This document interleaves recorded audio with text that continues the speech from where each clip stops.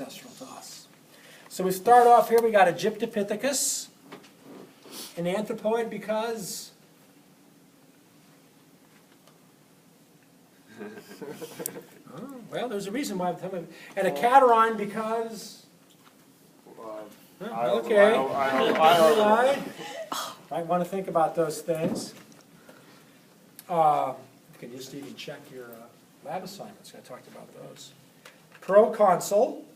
Here will be an example of a Miocene ape.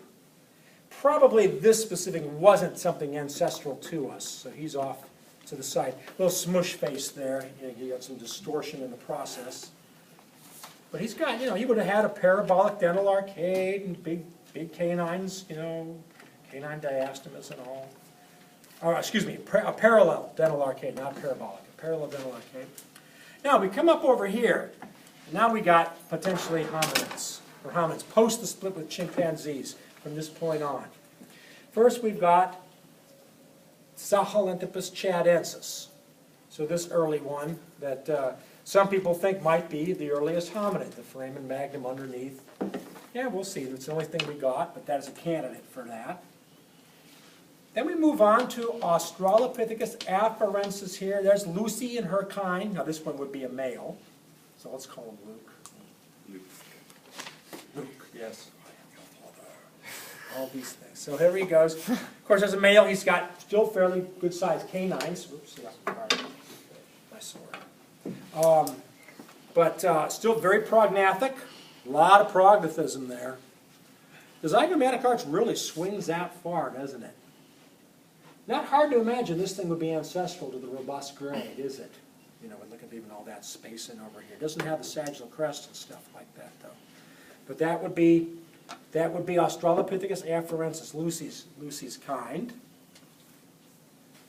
Now, one line I've got over, now here I got them all in one line. People don't always agree that that's maybe how you should do it, but I got all the robust grade in one line. And here's the Australopithecus aethiopicus about 2.5 million years ago. This black skull, and he's got robust grade features, sagittal crest, flare, the zygomatic arches swing way out to leave a lot of room for that muscle right there. He's got, he would have had huge molars. Would have had a great big mandible. We have other ones with the big mandible, but you can tell by the size of the mandibular fossa that there would have been a big mandible on over here for that hinge. And we'll come back to him to see how he's different from these guys. Now the latter robust ones, I got two of them. I got one down in South Africa, Australopithecus robustus, and you can say Paranthropus robustus if you want. Over here, his sagittal crest is broken on this fossil. I mean, the fossilization process itself did that. And this one, Big Daddy Australopithecus boisei, or you could say Paranthropus boisei, that's fine, or Paranthropus robustus. Certainly those robust grade features, sagittal crest, flaring zygomatic arches, huge mandibles, huge molars and all. Don't just say big teeth, because of course the front teeth are not big, they're small. Remember that very disproportionate dentition. It's specific teeth that are big. How do you tell these two from this one, the earlier one?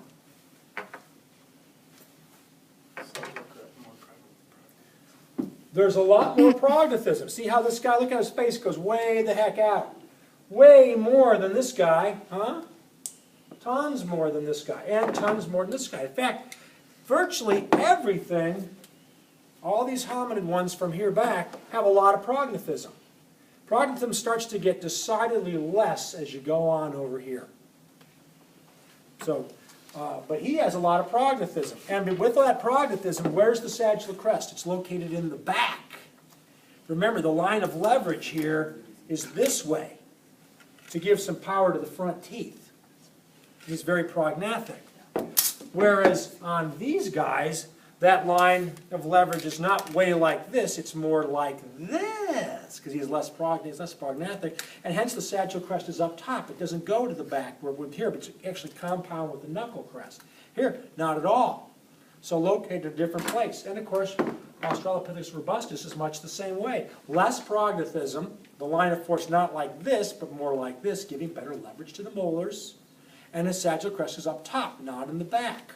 So those are ways that will help you to distinguish him, the earlier one, from these guys who are running around at the same time. And how do you tell them apart? How do you know robustus from Australopithecus boisei? I mean, he's the super robust one, the most extreme in those things. But I also suggested the eyes. The boisei is more robust than robustus. He's more, yes, he's more robust. He's more robust than the robustus. Yes. The other thing is the eyes. He's got Darth Vader eyes, and he's got kind of nice eyes, a nice face. He's got a rounded shape across the top here, where his is more that divided eye. That's what's clearly. The boisei all have that feature over here on the eyes. This is more the Darth Vader. Darth Vader. Did you watch Star Wars? Yes. Oh, you know what he reminds me of? He reminds me of Skeletor. Skeletor? Okay, that'll work. I was wondering where. That'll work. Okay. That's the robust grade. There are different ways people do this. This is one way. But however you do it, the robust grade are always considered to be a side branch. Note, none of these guys go on toward us. You know, we're all the way over here. None of these guys were a branch that went off. They had a common ancestor with us, but they were a side branch that ran its course, and by 1 million years ago, they were all gone. All right, let's follow another line. Australopithecus africanus. Clearly not robust. I don't have a female robust grade hominid. So all the robust grades I have sagittal crest. If you got a fossil and it's got a sagittal crest, it's robust. You know, these guys don't. Australopithecus africanus is a gracile grade form, does not have a sagittal crest. The zygomatic arch and all isn't as flaring. It still comes out kind of far, but not like them. Molars aren't quite as huge and all this. I'll come back to that one. Now, moving on, we've got early genus Homo, the Homo habilis things. Now, some people would split them, call that one Homo rudolfensis, and only call that one Homo habilis. But some people still call them one thing, so you can just call them Homo habilis if you want. That will work for me, too.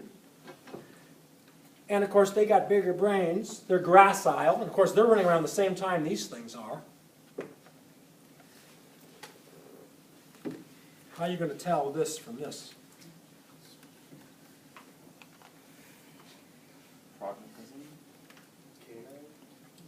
This one is going to be more prognathic.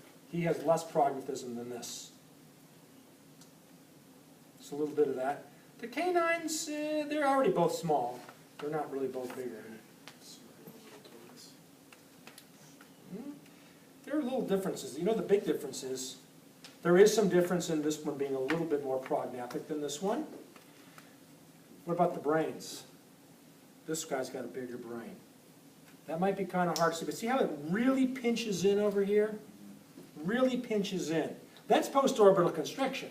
He's got even more because he starts to swell out a little bit over here, so he's got a bigger brain in this way. Is that one's mandible thicker? Yes, I would imagine it is. It should be. It is thicker, yeah, than these guys are. Now, here's something else to show you.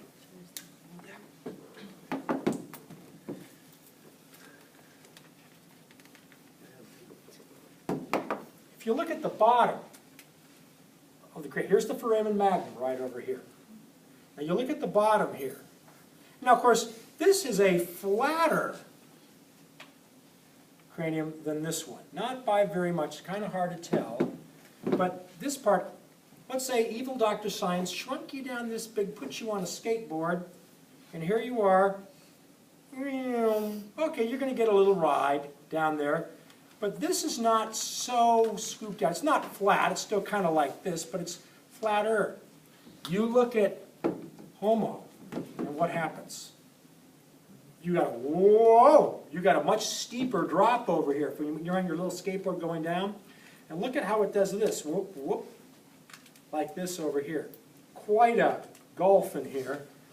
You don't get that over here. It's a lot flatter. The cranial base is flatter. It's less flexed. You know, it's more like this, whereas Homo's more like that. Hence, a greater dip down here on the cranial base. Look at, if you look at somebody like, this is us. Look what happens with us. very flexed cranial base. This part is kind of rounded like this, and hence from here, from the foramen magnum, it really goes down like that. That's a feature of the genus Homo. That Australopithecus africanus doesn't do that.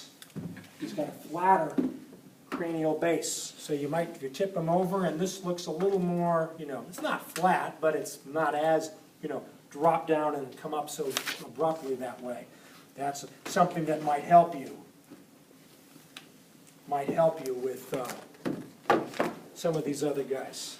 Okay.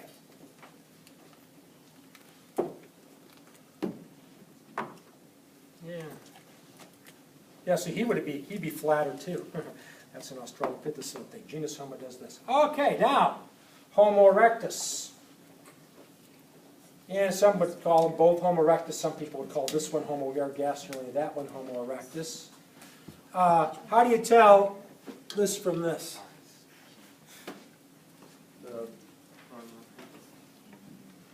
He's going to have less prognathism. The nose, a little more comes out. This one's still flat. All these guys got noses like Coco over there. Yeah. The brain size is decidedly bigger over here than over here. Certainly, Homo erectus has a much bigger brain. Look at those.